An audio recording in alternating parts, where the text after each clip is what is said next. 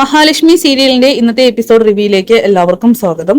അങ്ങനെ കണ്ണനാണെങ്കിൽ മാർക്കോയുടെ അവസ്ഥ അറിഞ്ഞ് ആകെ തകർന്നു പോകുന്നുണ്ട്. അവന് മാർക്കോയ്ക്ക് വേണ്ട ബ്ലഡ് ഒക്കെ കൊടുത്തതിന് ശേഷം ലോപ്പസിനോട് പറയുകയാണ്, ദൂരെ ഒറ്റപ്പെട്ട ഒരു അയ്യപ്പ ക്ഷേത്രമുണ്ട്, അവിടെ ചെന്ന് എനിക്ക് മാർക്കോയ്ക്ക് വേണ്ടി മനസ്സൊരുക്കി പ്രാർത്ഥിക്കണം. ആ ചെകുത്താൻ മേഘനാഥൻ മരിച്ചാലും എനിക്ക് കുഴപ്പമില്ല, പക്ഷെ നന്മ ചെയ്യുന്ന മാർക്കോ അവൻ ഒരു ആപത്ത് പറ്റരുത്. അങ്ങനെ കണ്ണനാണെങ്കിൽ ക്ഷേത്രത്തിലേക്ക് പോകുന്നുണ്ട്. ഈ സമയം മഹിയാണെങ്കിൽ മാർക്കോയുടെ അവസ്ഥയെക്കുറിച്ച് അറിയുന്നു. തനിക്കൊരിക്കലും മാർക്കോയെ ചെന്ന് ഹോസ്പിറ്റലിൽ കാണാനായിട്ട് കഴിയില്ല, കാരണം അത്രയ്ക്ക് ഞാൻ അവനെ സ്നേഹിക്കുന്നുണ്ട്. പകരം അവന് വേണ്ടി പ്രാർത്ഥിക്കാനായിട്ട് കണ്ണൻ പോകുന്ന അതേ അയ്യപ്പ ക്ഷേത്രത്തിലേക്ക് മഹാലക്ഷ്മിയും പോകുന്നുണ്ട്. അങ്ങനെ പ്രദക്ഷിണമൊക്കെ തന്നെ മാർക്കോയ്ക്ക് വേണ്ടി കണ്ണൻ ചെയ്യുന്നുണ്ട്. ഈ സമയം അവിടേക്ക് ആ പ്രതാപനും മുത്തശ്ശിയും എത്തുകയാണ്.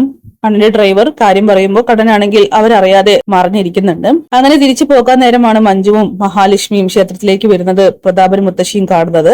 അവിടെ വെച്ച് മഞ്ജുവും ആ പ്രതാപനും മുത്തശ്ശിയും മഹാലക്ഷ്മിയും തമ്മിൽ വാക്കേറ്റത്തിലാകുന്നുണ്ടെങ്കിലും അവസാനം മഞ്ജു ആണെങ്കിൽ ചുട്ട മറുപടി കൊടുക്കുന്നുണ്ട്.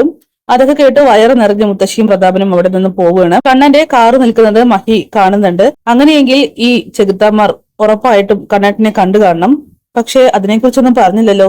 എന്തായാലും അവർ അകത്തേക്ക് പോയിട്ട് കണ്ണനെ തിരയുകയാണ്. അങ്ങനെ കണ്ണനാണെങ്കിൽ പ്രദക്ഷിണം വെക്കുന്നതാണ് മഹി കാണുന്നത്.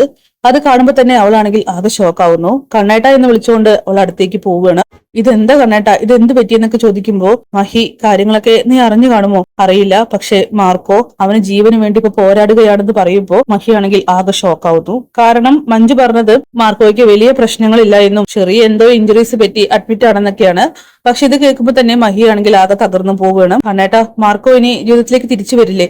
അവൻ തിരിച്ചു വരണം. നമ്മളുടെ പ്രാർത്ഥനയ്ക്ക് മാത്രമേ അവനെ തിരിച്ചു കൊണ്ടുവരാനായിട്ട് കഴിയുള്ളൂ. നമുക്ക് മനസ്സൊരുക്കി പ്രാർത്ഥിക്കാം. അത് മാത്രമേ നമുക്ക് ഇനി അവന് വേണ്ടി ചെയ്യാൻ കഴിയൂ. നന്മ ചെയ്യുന്നവൻ ഒരിക്കലും ഇങ്ങനെ ഒരു ശിക്ഷ ഏറ്റുവാങ്ങേണ്ടതല്ല. അങ്ങനെ കണ്ണനാണെങ്കിൽ നടന്ന കാര്യങ്ങൾ തന്നെ മഹാലക്ഷ്മിയോട് പറയുന്നു.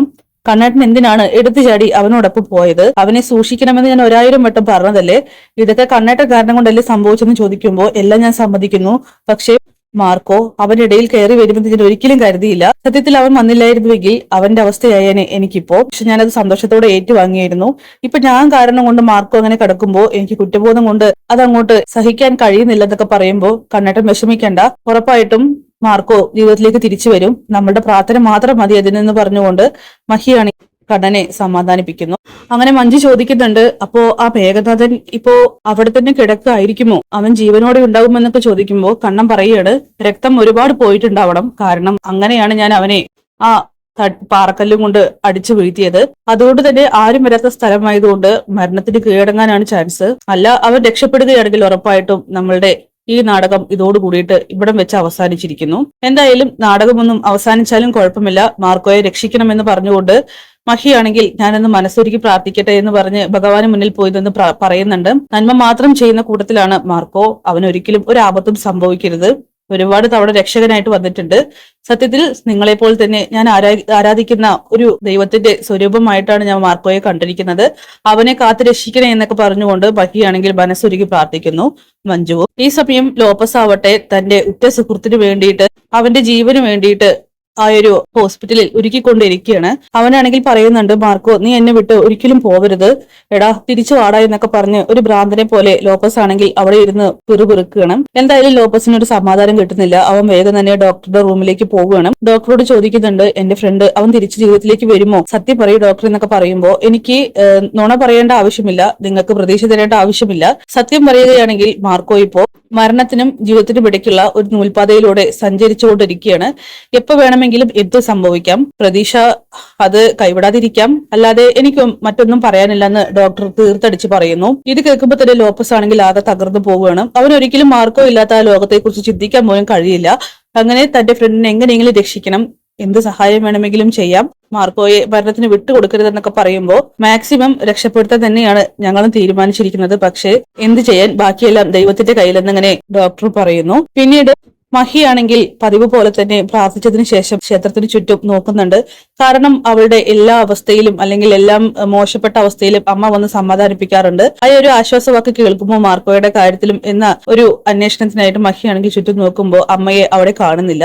അവളാണെങ്കിൽ കാറിലേക്ക് കയറുന്നത് വരെ നോക്കുന്നുണ്ട്. കണ്ണൻ ചോദിക്കാണ്, എന്തിനാ മഹി നീ ഇപ്പോ ആരെയെ അന്വേഷിക്കുന്നതെന്ന്. മഹി കാര്യം പറയുന്നു. ആ അമ്മ ഇവിടെ കാണുന്നില്ല. അമ്മയെ കാണുമ്പോൾ ഒരു ആശ്വാസമാണ്. അമ്മയുടെ പ്രവചനം ഒക്കെ നടക്കും, മാർക്കോയുടെ കാര്യത്തിൽ അത് സംഭവിച്ചാലോ എന്ന് കരുതി നോക്കിയതാണെന്ന് പറയുമ്പോൾ കണ്ണനും ആ ഒരു പ്രതീക്ഷ വെക്കുന്നുണ്ട്. പക്ഷെ അമ്മ അവിടെ ഇല്ല. അങ്ങനെ മാർക്കോയാണ് കാണിക്കുന്നത്. അവനാണെങ്കിൽ ഇതുവരെയും ബോധത്തിലേക്ക് വന്നിട്ടില്ല.